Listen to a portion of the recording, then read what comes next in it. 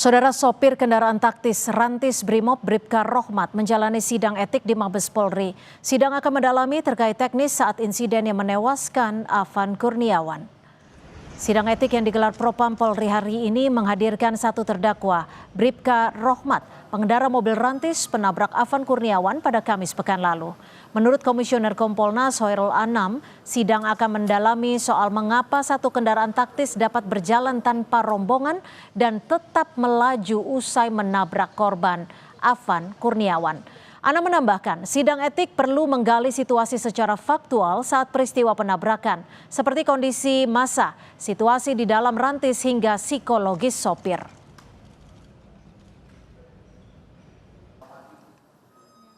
Membandingkan dengan video-video yang beredar, karena itu kan penting untuk posisi sopir, ya kan? Karena di situ ada komandannya, bagaimana level pertanggungjawaban komandan, kendali komandan terhadap situasi. Nah kalau ini kan sopir, bagaimana dia melihat situasi faktual yang ada di sekitar dia, soal massa, ya kan, soal psikologi dia, termasuk apakah dia melihat ataukah tidak almarhum ini.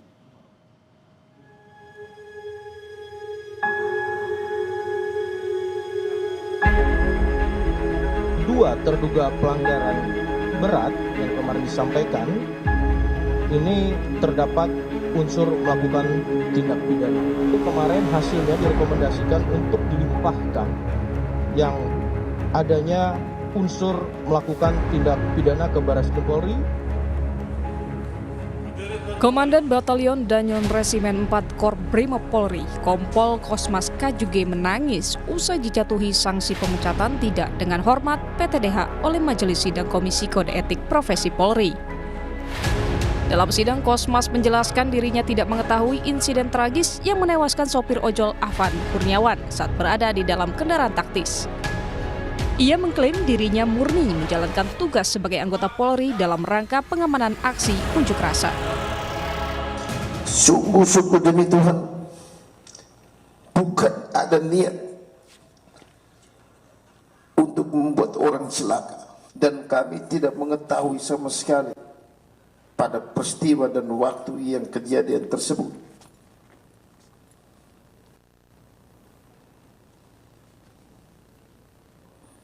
Setelah kejadian video viral, kami ketahui setelah beberapa jam berikutnya melalui medsos. Usai Kosmas, Bribka Rohmat, pengendara kendaraan taktis yang menabrak Afan, juga disidang hari ini. Merespon desakan publik atas penegakan hukum meninggalnya Afan Kurniawan usai ditabrak Rantis, Presiden Prabowo meminta kasus Afan ditangani cepat dan transparan. Terhadap petugas yang kemarin melakukan kesalahan ataupun pelanggaran, saat ini kepolisian negara Republik Indonesia telah melakukan proses pemeriksaan. Ini telah saya minta dilakukan dengan cepat, dengan transparan, dan dapat diikuti secara terbuka oleh publik.